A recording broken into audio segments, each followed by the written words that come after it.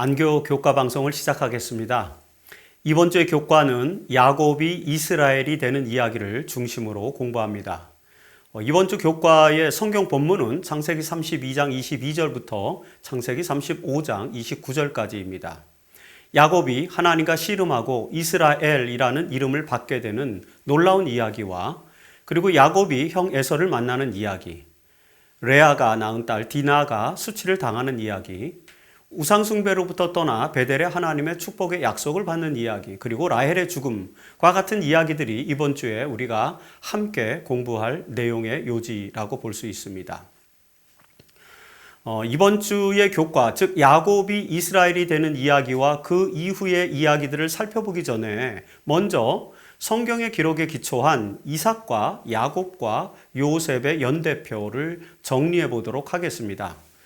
창세기 25장 20절에 보면 이삭은 40세에 리브가를 맞이하여 아내를 삼았다라고 기록하고 있죠. 그리고 26절에 보면 이삭이 60세에 에서와 야곱을 낳았다라고 기록되어 있습니다. 그 후에 부엘세바를 떠나서 기럇 아르바 곧 헤브론의 마므레에 살고 있던 이삭은 창세기 35장 28절에 보면 나이가 180세 되던 해에 죽게 됩니다. 자, 야곱과 이삭은 나이 차가 60년 정도 차이가 나는 것을 우리는 볼 수 있죠. 이삭이 죽었을 때에 그래서 야곱의 나이는 120세, 이삭이 180세에 죽었으니까 야곱의 나이는 120세였던 것으로 계산할 수 있겠죠. 창세기 47장 28절에 보면 야곱이 애굽 땅에 17년을 거주하였으니 그의 나이가 147세라 이스라엘이 죽을 날이 가까우매라는 기록이 있습니다. 자, 이 기록에 따르면 야곱은 147년에서 17년을 뺀 130세에 70여 명의 가족들을 데리고 애굽으로 이주하게 된 것을 우리는 알 수 있습니다. 그래서 창세기 47장 9절에서 야곱이 바로에게 이르되 내 나그네 길의 세월이 130년이니이다 라는 표현을 보게 되는데 그 표현에서도 야곱이 130세에 애굽으로 들어갔다는 사실을 우리는 확인을 할 수가 있는 것이죠. 요셉은 30세에 애굽의 총리가 된 것으로 성경은 설명합니다. 창세기 41장 46절에서 요셉이 애굽 왕 바로 앞에 설 때 30세라고 되어 있습니다. 그 후 7년 동안 풍년이 들었고 그리고 7년 이후부터 기근이 시작되었습니다. 이 흉년의 시기에 야곱이 애굽으로 이주하였기 때문에 그때 야곱의 나이는 130세였고 요셉의 나이는 아마도 38세에서 9세쯤 되었을 것으로 봅니다. 그래서 야곱과 요셉의 나이 차는 91세 정도 된 것으로 계산됩니다. 다시 말해서 야곱은 요셉을 91세경에 낳았다라고 볼 수 있는 것이죠. 이삭은 야곱이 120세 때 죽었기 때문에 요셉의 출생 시기에도 이삭은 기럇 아르바에 거주하고 있었던 것으로 우리는 이해할 수 있습니다. 성경을 연구하는 사람들은 요셉이 17세 때쯤 되었을 때에 애굽으로 팔려갔고 그리고 30세에 총리가 되었으며 39세쯤에 야곱과 그의 형제들이 애굽으로 이주하였던 것으로 계산을 하고 있습니다. 그러나 그 이후에 야곱의 아들들의 이주 기록과 요셉의 기록들을 보면 사실 앞에서 제가 정리한 이런 연대기에는 몇 가지 쟁점이 되는 요소들도 있음을 우리는 알게 됩니다. 하지만 창세기의 기록을 통해서 우리는 지금까지 설명한 바와 같이 이삭과 야곱과 요셉의 연대기를 아주 개략적으로 정리해 볼 수 있습니다. 자, 이런 기본적인 연대기와 더불어서 이번 주에 야곱의 이야기를 통해서 우리가 기억해야 할 종교적 교훈들을 이제부터 살펴보도록 하겠습니다. 그 교훈들은 야곱이 하나님과 씨름하는 이야기로부터 시작하게 됩니다. 이럴소지죠. 창세기 32장 1절로 2절에서 야곱이 길을 가는데 하나님의 사자들이 그를 만난지라 야곱이 그들을 볼 때 이르기를 이는 하나님의 군대라 하고 그 땅 이름을 마하나임이라 하였더라는 기록이 나옵니다. 자, 야곱은 라반과 헤어져 가나안으로 가는 길에 한 지역에 이르러서 하나님의 군대를 만나게 됩니다. 그리고 그 땅의 이름은 마하나임이라고 붙였어요. 이 마하나임이라는 명칭은 두 군대라는 그런 뜻입니다. 자, 야곱은 하나님의 군대가 자신의 가족들 앞뒤에서 지켜주시는 것을 믿음으로 보았던 것입니다.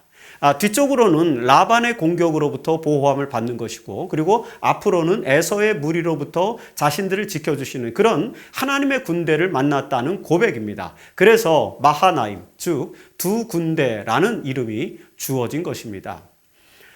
야곱은 전능하신 하나님, 즉 엘로힘의 보살핌을 경험하면서 귀향길에 들어서게 되었습니다. 그러나 여러분, 야곱이 돌아온다는 소식을 듣고 에서가 세일 땅 에돔에서부터 북동쪽으로 야곱을 만나기 위해서 군사들을 이끌고 달려오고 있었습니다. 이 상황을 전해들은 야곱은 에서에게 용서를 구하기 위해 계획을 세웁니다. 창세기 32장 11절로 12절에서 야곱은 주께 간구하오니 에서의 손에서 나를 건져내시옵소서라고 간절하게 기도를 하죠. 하지만 이 기도는 왠지 진정한 회개와 간구의 기도라기보다는 그 다음의 말씀에 있는 것처럼 두려워하여 겁이 났기 때문에 드린 기도로 읽혀지게 됩니다. 야곱은 아직 완전한 자복의 기도를 드리지 않고 있다라고 이렇게 볼 수 있습니다. 그리고 창세기 32장 13절로 15절에 보면 야곱은 자신의 주도적인 계획으로 형 에서에게 보낼 예물을 준비하는데, 여러분 거기 나오죠. 암염소 200마리, 그리고 순염소 20마리, 암양 200마리, 숫양이 20마리, 그리고 젖나는 낙타 30과 그 새끼들, 암소가 40마리, 황소가 10마리, 암나귀가 20마리, 그리고 그 새끼와 나귀가 10마리 등을 준비했다고 그렇게 성경 기록하고 있지 않습니까? 자, 이 예물들을 몇 대로 나누어서 종들에게 맡겨서 자신과 가족들 앞서 보내어서 만일 에서를 만날 때 그것을 예물로 바치게 이렇게 한 것입니다. 야곱이 그렇게 한 이유는 20절에 보면은 내가 내 앞에 보내는 예물로 형의 감정을 푼 후에 대면하면 형이 혹시 나를 받아주리라는 그런 기대 심리가 있었기 때문이었죠. 사실 이제 물론 월요일 소지에서 다루게 될 또 다른 이유도 있었어요. 하지만 이런 인간적인 계획만으로는 야곱은 그의 불안감을 해소할 수 없었다는 것을 우리는 그 다음의 내용들을 통해서 알게 됩니다. 자, 밤이 되자 야곱은 이 창세기 32장 22절에 보면 두 아내와 그리고 두 여종과 11 아들을 인도하여 야복나루를 건너가게 합니다.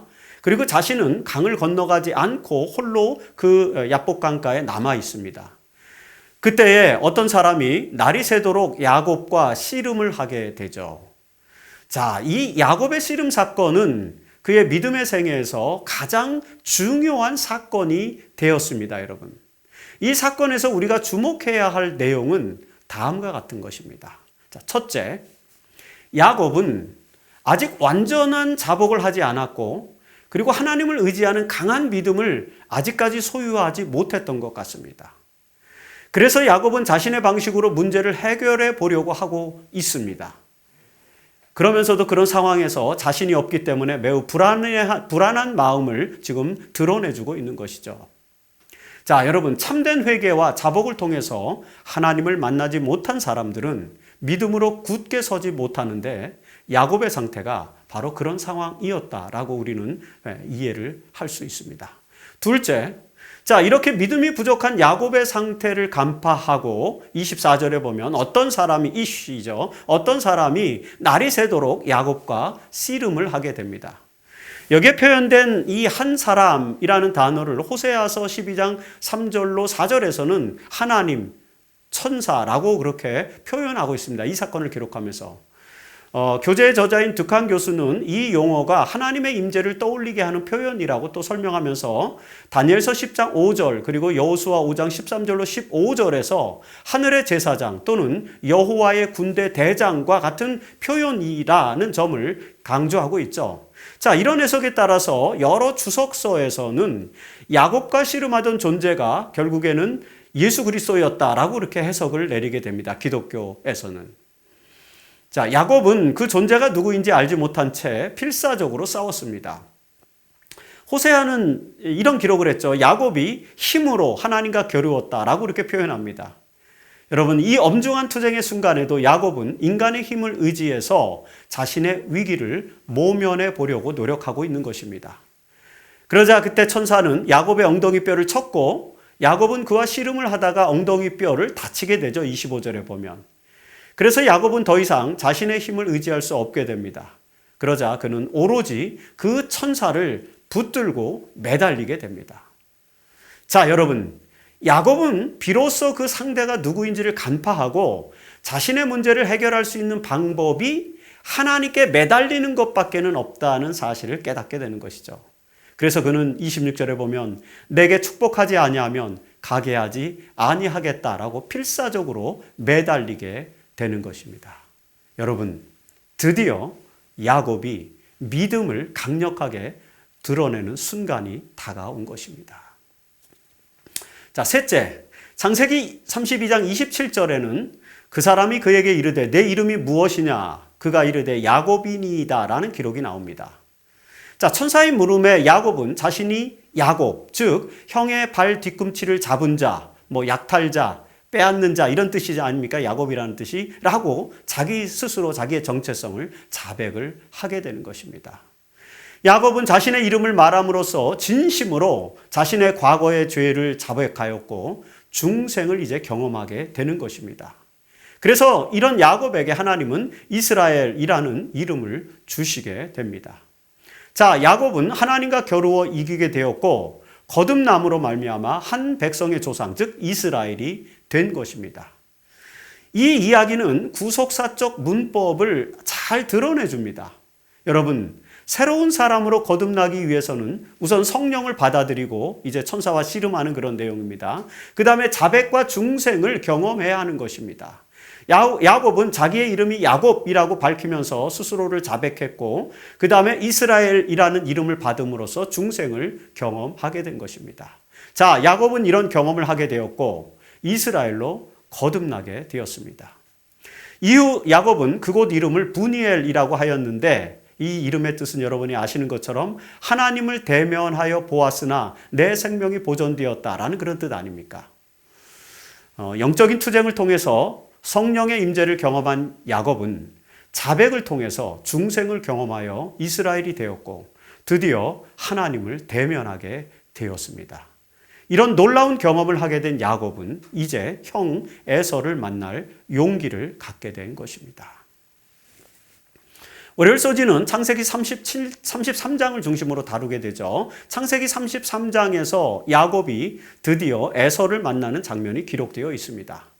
자, 이 장면에서 우리가 주목해야 할 몇 가지 신앙적 교훈들 또 찾아봐야 되겠죠. 첫 번째, 야곱은 식솔들의 맨 앞으로 나가서 400명의 장정을 거느리고 다가오고 있는 에서를 친히 맞이하죠. 친견하죠. 그리고는 형 앞에 7번 절합니다. 이 7번 절하는 것에 주목해야 됩니다. 창세기 33장 3절에서 자기는 그들 앞에서 나아가되 몸을 7번 땅에 굽히며 그의 형 에서에게 가까이 가니 라고 기록되어 있죠. 야곱이 에서에게 7번 절하는 것은 특별한 의미가 있는 행동이었습니다. 그래서 득항 박사는 야곱이 아버지 이삭에게 받았던 축복들을 모두 에서에게 돌려주기 위해서 7번 절했다라고 해석하고 있죠. 사실 여러분 창세기 27장 27절로 29절에 묘사된 내용들을 보면은 거기 이삭이 야곱에게 7가지 축복을 하고 있죠. 그래서 야곱은 이삭으로부터 7가지 축복을 받은 것인데 이 7가지 축복을 모두 형에게 다시 되돌려주기 위해서 7번 절했다는 것입니다. 이것뿐만 아니라 창세기 33장 11절에 보면 야곱은 형님께 드리는 예물을 받으소서라고 강권하면서 자신이 가로챈 축복을 어떤 형식으로든지 돌려주고자 하는 모습을 보여주게 되는 것입니다. 자, 이런 야곱의 태도가 형제 간의 화해를 가능하게 했다는 사실을 우리는 이해하게 됩니다. 둘째, 이 형제의 상봉 장면에서 에서와 야곱이 화해하는 장면을 보게 됩니다. 창세기 33장 4절에 보면 에서가 달려와 그를 맞이하여 그와 입맞추고 서로 우니라고 묘사되어 있죠. 여러분, 형제 간의 극적인 상봉에서 서로에 대한 미움은 전혀 나타나지 않고 있음을 우리는 볼 수 있습니다. 이런 화해가 에서와 야곱에게서 이런 화해가 가능했던 이유가 무엇이었을까요? 물론 야복강에서의 경험과 같은 것에서 영적인 하나님의 섭리가 작용하였음을 우리는 고백할 수 있습니다. 그러나 그런 섭리의 작용이 가능했던 것은 야곱의 행위에서 나타난 것으로 이해해야만 합니다. 우리는 야곱이 에서에게 자신의 잘못을 구체적으로 회개하는 모습을 보게 됩니다. 방금 전에 앞서 설명한 것처럼 야곱은 자신이 가로챈 축복을 에서에게 돌려주고자 했습니다. 자, 야곱을 용서하기로 한 에서는 야곱이 사전에 제공한 예물을 받지 않겠다고 했고요. 그렇지만 야곱은 그 축복을 돌려드리는 의미에서 예물을 받기를 계속해서 간청하는 장면이 등장하죠. 이런 내용들은 야곱이 진정으로 회개와 자복을 했음을 알게 해주는 것입니다. 여러분, 이것이 바로 화해의 조건이 된다는 것을 기억하십시오. 우리도 하나님과 화해하기 위해서는 화목제물이 되신 예수를 힘입어서 회개와 자복을 경험해야 한다는 것입니다. 셋째 교훈은요, 창세기 33장 10절 후반부에서 야곱은 형님도 나를 기뻐하심이다 라는 그런 고백을 하고 있거든요. 이 표현은 사실 나를 기뻐하심이니이다 이런 표현은 구약의 제사제도에서 사용된 표현입니다. 레위기 22장 27절에서 여호와께 예물로 화제를 드리면 기쁘게 받으심이 되리라는 표현이 있는데 바로 이 표현에서 이 단어, 동일한 단어가 사용되고 있습니다. 따라서 이 야곱이 한 이 말은 에서가 야곱을 용서하였다는 것을 확신하는 그런 표현, 제의적인 표현으로 읽을 수 있는 것입니다. 아울러서 창세기 33장 10절의 앞부분에서 야곱은 내가 형님의 얼굴을 배운 즉 하나님의 얼굴을 본 것 같사오며 라는 그런 묘사도 있지 않습니까? 자, 이 묘사는 브니엘의 경험을 연상하게 해줍니다. 야곱은 에서에게서 용서받았다는 확신을 아마 받은 것으로 보여집니다. 하나님을 만남으로 야곱은 형 에서로부터도 용서를 받게 된 것이죠. 그 후에 에서는 세일로 돌아갔고 그 다음에 야곱은 숫꽃이라고 하는 곳에 장막을 치고 숫꽃이라는 말이 이제 장막이라는 뜻이니까 거기에 장막을 치고 가나안 땅 세겜 성읍에 거주하게 됩니다.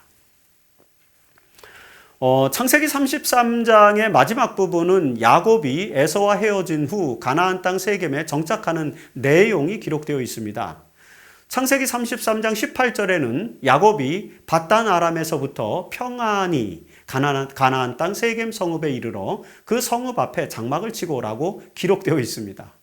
여러분, 여기서 사용된 평안히라는 단어는 샬롬과 유사 용어인 샬렘이지 않습니까? 이 단어는 창세기 15장 16절에서는 완전히 full 이러는 단어 의미로 사용되었지만 여기 이곳에서는 창세기 33장에서는 평안히라는 그런 의미로 사용됩니다.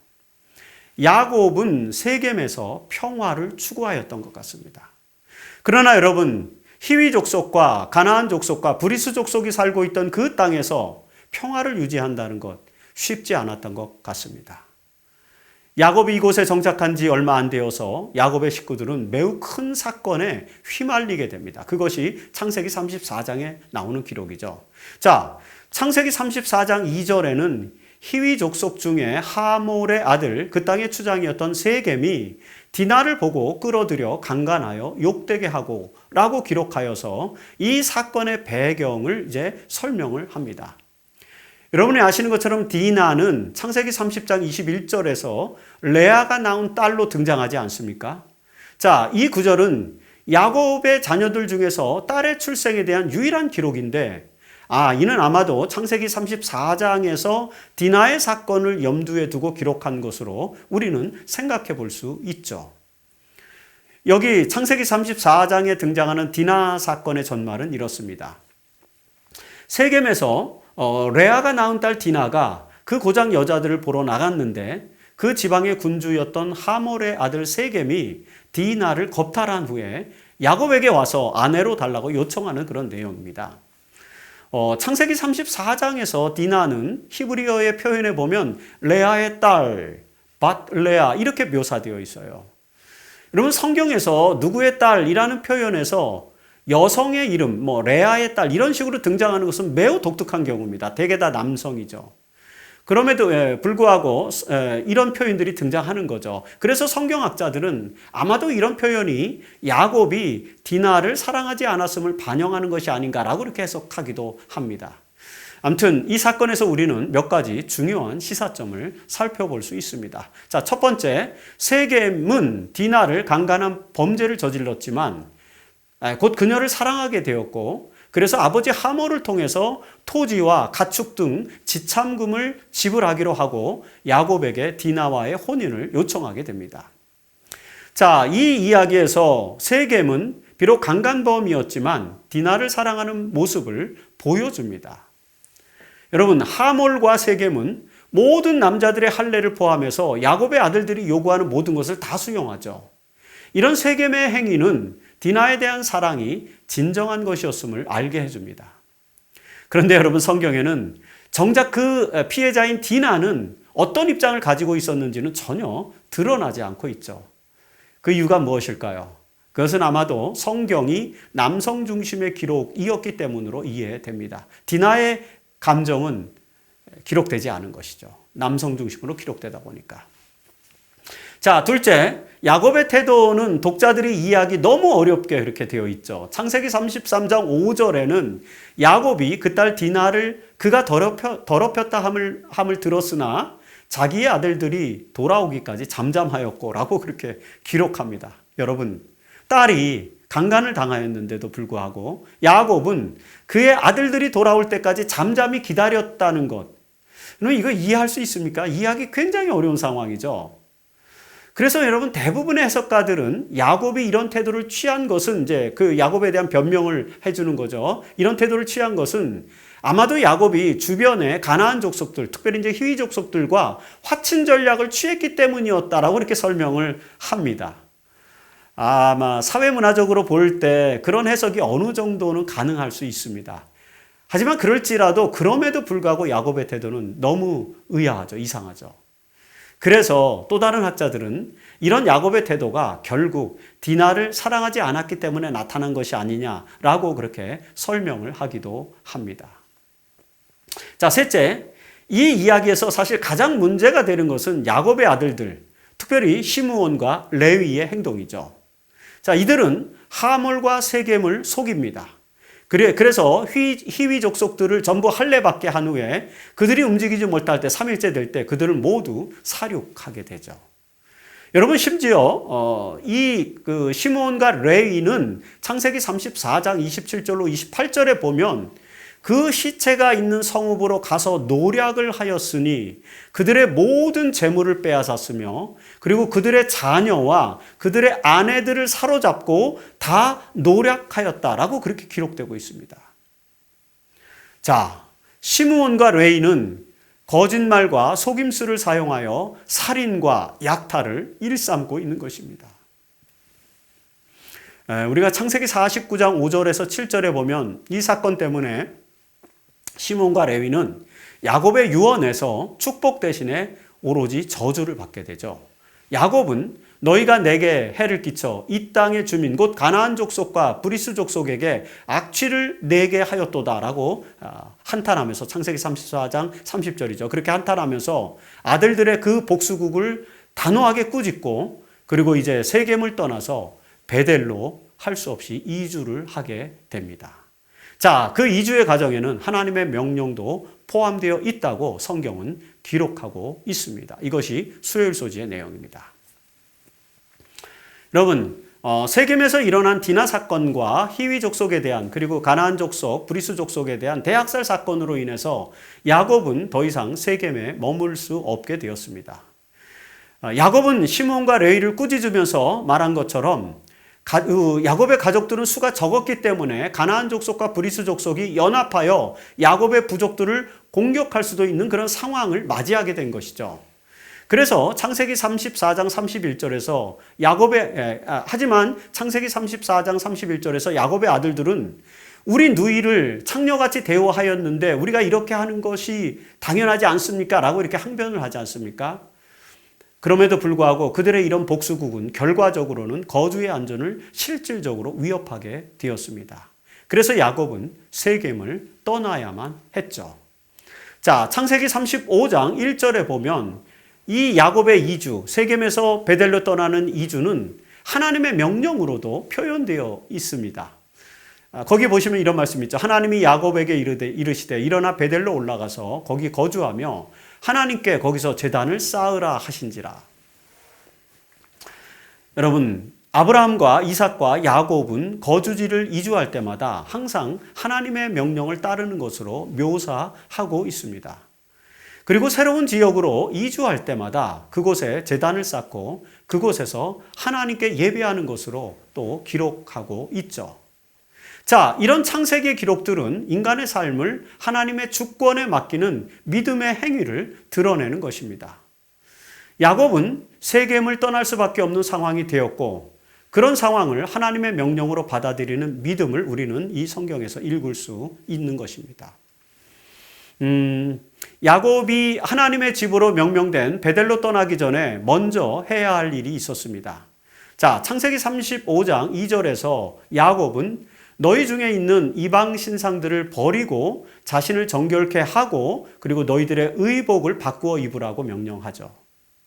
여러분, 이 야곱과 우상의 문제는 사실 지난주에 제가 잠깐 언급한 바도 있습니다. 야곱이 루스에서 돌베개를 머리맡에 두었다가 이제 나중에 잠에서 깨서 그것을 세워서 기념한 행위, 그리고 라헬이 아버지의 집에서 드라빔을 훔쳐가지고 나온 행위, 이런 행위 등에서 우리는 야곱의 가족들에게 당시에 우상숭배 문화의 흔적이 있음을 이제 제가 지난주에 언급을 해드렸습니다. 자, 이런 내용이 구체화되는 것이 바로 창세기 35장이죠. 창세기 35장은 바로 이런 흔적이 우리가 생각한 것보다 광범위했음을 알게 해주는 것입니다. 이 야곱의 식구들은 상당히 많은 우상을 가지고 있었던 것을 이제 보여주는 것이죠. 그래서 레아와 라헬을 포함해서 야곱의 가족들이 여전히 우상을 소유하고 있다는 사실을 야곱은 기억하고 이런 일들을 진행하는 것입니다.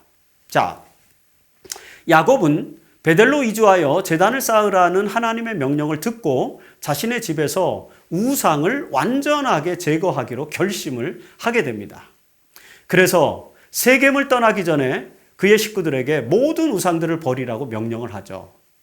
자, 창세기 35장 4절에 보면 야곱의 가족들이 그래서 모든 이방 신상들과 자기 귀에 있는 귀고리들을 야곱에게 주었다라고 기록하고 있고, 그러자 야곱은 5절에서 그것들을 세겜 근처 상수리 나무 아래에 묻고 그것을 떠났다라고 기록하고 있는 것입니다.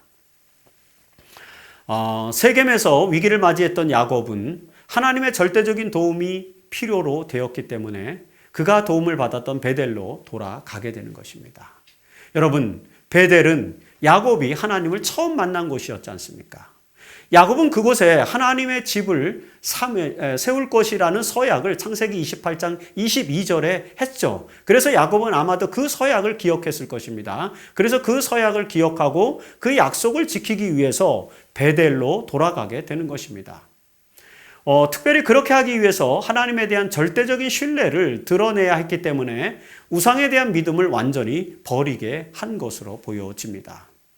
자, 이런 야곱의 행위로 인해 하나님의 보호하심의 섭리가 다시 나타나게 되죠. 그래서 창세기 35장 5절에 보면 하나님이 그 사면 고울들로 크게 두려워하게 하셨으므로 야곱의 아들들을 추격하는 자가 없었더라고 기록하게 됩니다. 하나님은 야곱의 믿음과 그의 가족들의 헌신을 받으시고 주변의 민족들이 야곱의 가족들을 추격하지 못하도록 막으신 것입니다. 자, 이런 하나님의 섭리로 야곱은 무사히 베델에 이르게 됩니다. 창세기 35장 7절에 보면은 베델에서 야곱은 제단을 쌓고 그것을 엘베델이라고 불렀다고 기록하고 있죠. 엘베델이란 베델의 하나님이라는 뜻입니다. 여러분, 과거에 하나님을 만났을 때 야곱은 이곳 루스라고 하는 지역을 베델, 즉 하나님의 집이라고 명명했지 않습니까? 그러나 이제 그곳의 이름을 베델의 하나님 엘베델로 명명하여서 그를 보호하시는 하나님 자신을 이제 강조하게 되는 모습을 보여주는 것이죠. 하나님은 이곳에서 다시 야곱에게 복을 주시고 그에게 이스라엘이라는 이름을 다시 한번 각인시켜 주십니다. 그리고 이와 더불어서 야곱에게 창세기 35장 11절에 보면 한 백성과 그리고 백성들의 총회가 너에게서 나오고 그 다음에 왕들이 나오리라는 약속을 주시게 되는 것입니다. 그뿐만 아니라 12절에 보면은 이제 하나님께서는 아브라함과 이삭에게 준 땅을 이제 내게 야곱에게 주고 그리고 너의 후손 야곱의 후손에게도 그 땅을 주리라고 또 하나님이 약속하시는 것입니다. 자, 이곳 베델에서 야곱은 이삭으로부터 받은 축복을 이제는 하나님께로부터 직접 받게 되는 것이죠. 그래서 야곱은 다시 그곳에 돌기둥을 세우고 그리고 그 위에 전제물과 기름을 붓고 그곳의 이름을 또다시 베델이라고 불렀습니다. 진정한 의미에서 이제 하나님의 집이 된 것이죠. 그가 서약한 그 서약이 이루어진 것, 이렇게 설명을 해볼 수 있는 것입니다. 자, 여러분, 이처럼 거듭된 상황을 통해서 하나님은 야곱에게 완전한 축복을 주셨고 야곱은 이스라엘의 조상으로 확고하게 자리매김하게 되었다라고 하는 것이 이 기록의 내용의 요지다라고 볼 수 있습니다. 자, 그리고 이번 주 교과의 이제 마지막 내용, 목요일 내용은 라헬의 죽음에 관한 것이죠. 베델에서 제단을 쌓고 그리고 돌기둥을 세우고 하나님을 경배한 후에 야곱은 가족들을 데리고 에브랏이라고 하는 땅으로 다시 이주를 하게 됩니다. 창세기 35장 19절에 보면 에브랏은 베들레헴을 말하는 것임을 우리는 알 수 있죠. 자, 야곱이 베들레헴으로 이주했다는 것은 매우 의미심장합니다. 그렇죠? 왜냐하면요, 나중에 그곳에서 예수가 탄생하기 때문이죠. 야곱의 후손에서 이제 유다의 자손에서 예수가 탄생하지 않습니까? 하지만 이 기록에서는 메시아의 탄생지에 대한 힌트는 나타나지는 않습니다, 아직. 자, 에브랏으로 가는 이 여정에서 라헬이 베냐민을 출생하고 죽게 되는 장면이 이제 등장을 하지 않습니까? 라헬은 자신이 죽으면서 낳은 아들의 이름을 베노니라고 불렀는데 그 이름은 슬픔의 아들이라는 뜻입니다. 그러나 야곱은 그 막내 아들의 이름을 베냐민, 즉 오른손의 아들이라고 불렀습니다. 이는 아마도 그가 하나님께서 약속하신 이 베냐민이 하나님께서 약속하신 가나안의 남쪽 땅을 취할 것에 대한 예표적인 이름으로 이해할 수 있는 것입니다. 자, 야곱은 슬픔의 아들에게서부터 가나안 땅을 지배할 희망을 드러내고 싶었던 것 같습니다. 그래서 베노니가 아니라 베냐민이라고 이름을 지은 것입니다. 야곱은 라헬을 에브랏 곧 베들레헴에 묻고 장사를 지냈다고 성경은 기록합니다. 그리고 창세기 35장 20절에서 야곱이 라헬의 묘에 비를 세웠더니 지금까지 라헬의 묘비라 일컫더라는 기록이 나옵니다. 자, 이 기록으로 인해서 이스라엘 백성들은 그들의 고난의 역사 속에서 라헬은 자신들의 고난을 위로하는 어머니를 대표하는 그런 인물로 계속해서 해석을 하게 됩니다. 예레미야 31장 15절에 보면은 바벨론에 끌려가는 이스라엘 백성들을 위로하는 존재로 라헬이 부각되고 있죠. 그리고 마태복음 2장 17절에서는 바로 그 예레미야서를 인용하면서 베들레헴에서 어린아이들이 살해당할 때 라헬이 그들을 위로하는 라헬의 위로를 언급하고 있습니다. 자, 이런 내용들 때문에 우리는 라헬은 고난 중에 위로하시는 그 어머니의 대표자로서 라헬을 이해하고 있다는 사실을 알게 됩니다. 베들레헴에 묻힘으로써 라헬은 이스라엘의 슬픔을 위로하시는 어머니의 상징이 되었다는 것도 기억해 주시면 좋겠습니다. 자, 여러분, 라헬의 죽음 이후에 야곱, 즉 이스라엘은 다시 이주하여 에델망대를 지나 진을 치게 되죠. 그곳에서 첫째 아들 루벤은 아버지의 첩이자 라헬의 종이었던 빌하와 동침을 하는 사건이 등장을 합니다. 여러분, 창세기 35장 22절은 왜 이런 사건이 기록되어 있는지 우리는 알 수가 없어요. 우리가 알 수 있는 것은 이 사건 때문에 루벤은 창세기 49장에 나타난 야곱의 유언에서 내가 아버지의 침상에 올라 더럽혔음이로다 라는 비난을 이제 듣게 되는 내용과 연결을 시키게 됩니다. 아마 그 비난, 그 유언과 관련해서 이 기록을 했을지 모르겠다는 생각을 해봅니다. 자, 아무튼 루벤의 이 사건, 짧게 기록된 이 사건은 죄의 영향이 얼마나 심각한 것인지를 알게 해주는 것이죠. 하나님 나라의 백성들, 하나님의 믿음의 백성들도 죄의 영향에서 자유로울 수 없음을 우리는 이 루벤의 사건을 통해서 또 알게 해줍니다. 성경은 이런 기록들, 좀 불명예스러운 기록들을 남김으로써 이 땅에서 죄의 영향이 얼마나 광범위한지 알게 해주며 그리고 우리가 죄로부터 벗어나기 위해서는 우리 자신들의 능력이나 힘이 아니라 초월적인 능력이 필요하다는 사실을 우리에게 깨닫게 해주는 것입니다. 여러분, 앞서 그 시므온과 레위의 대학살 사건, 그 사례도 그렇고, 그리고 여기 루벤이 그의 아버지의 첩이었던 빌하를 취하는 이야기도 그렇고, 이런 사례에서 우리는 여전히 죄 많은 우리가 죄 많은 인간이라는 사실을 알게 해주고, 그렇게 죄 많은 인간들임에도 불구하고 하나님은 또 이들을 통해서 이스라엘을 조직하셨고 하나님의 백성들을 구축하셨다는 사실 또한 알게 해줍니다. 자, 흡이 많은 인간들임에도 불구하고 하나님께서는 아브라함과 이삭과 야곱에게 약속하셨던 그 약속을 이 12 아들들을 통해서 성취하게 됩니다. 그래서 여러분, 창세기 35장 22절로 26절에는 야곱의 12 아들들의 이름이 다시 한번 나열되게 되는 것입니다. 자, 그는 이 12 아들들을 데리고, 야곱은 이 12 아들들을 데리고 기럇 아르바의 마므레, 즉 헤브론으로 다시 가서 그의 선조들이 있었던 바로 그곳에서 다시 삶을 시작하게 됩니다. 창세기 35장 29절에 보면 이삭은 180세에 죽었고 에서와 야곱의 역사가 본격적으로 전개됩니다. 역사는 그렇게 계속 이어지게 됩니다. 자, 이번 주에 우리는 야곱의 생애에서 가장 극적인 사건과 더불어 그가 이스라엘의 조상으로 거듭나는 이야기를 살펴보았습니다. 야곱은 외삼촌 라반의 집에서 20년간의 생활을 마무리하고 가나안으로 돌아왔습니다. 돌아오는 길에 에서의 처분에 대한 두려움으로 야복 강가에서 밤을 지새던 야곱은 천사와 씨름하게 되었고 그곳에서 하나님을 만난 후 거듭나는 경험을 하게 됩니다. 야곱은 그곳에서 하나님을 보았다 하여 그 지역을 브니엘이라고 명명했죠. 이곳에서 하나님은 약탈자라는 뜻의 야곱의 자복을 듣게 되고 이스라엘이라는 이름을 주십니다. 하나님과 더불어 겨루어 이겼다라는 이름이죠. 그 후에 야곱은 에서를 만나서 극적인 상봉을 하게 됩니다. 하나님께로부터 용서를 받은 야곱은 이제 에서로부터도 용서를 받게 되죠. 야곱은 여러분 단지 용서를 구한 것이 아니라 자신이 빼앗은 축복을 물질로서나마 돌려주는 행위를 통해서 진정한 자복의 모습을 보여주게 됩니다. 그런 믿음의 행위가 에서의 용서를 이끌어내게 되었다라는 것을 우리는 살펴보았습니다. 이후 세겜에 이른 야곱의 가족은 디나 사건이라는 엄청난 사건에 직면하게 되죠. 이 사건의 의미를 여러분 잘 이해해 주시기를 바랍니다. 그 일로 야곱은 세겜을 떠나 베델로 가게 되는데 그 전에 먼저 모든 우상을 제거하고 하나님께만 경배하고자 견고한 믿음을 보여주는 사건들이 또 나타납니다. 자, 그로 인해서 베델에서 하나님은 다시 한번 야곱에게 이스라엘이라는 이름을 주십니다.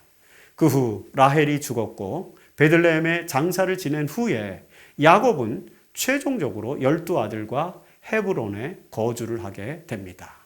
자, 이렇게 해서 야곱과 12 아들에 의해서 이스라엘 민족의 구조가 형성되는 이야기를 이번 주에 우리는 공부를 하였습니다. 이제 이 교과의 내용을 마무리하면서 이번 주에 살펴보았던 내용 중에 가장 극적인 사건이었던 야곱의 씨름과 관련된 내용에서 마지막 시대를 사는 우리와 관련된 교훈을 한 가지 살펴보도록 하겠습니다. 부조와 선지자 201페이지에 기록된 내용입니다. 야곱이 씨름하고 고민하던 밤에 겪은 그 경험은 그리스도께서 재림하시기 직전에 하나님의 백성들이 겪어야 할 시련을 나타낸다.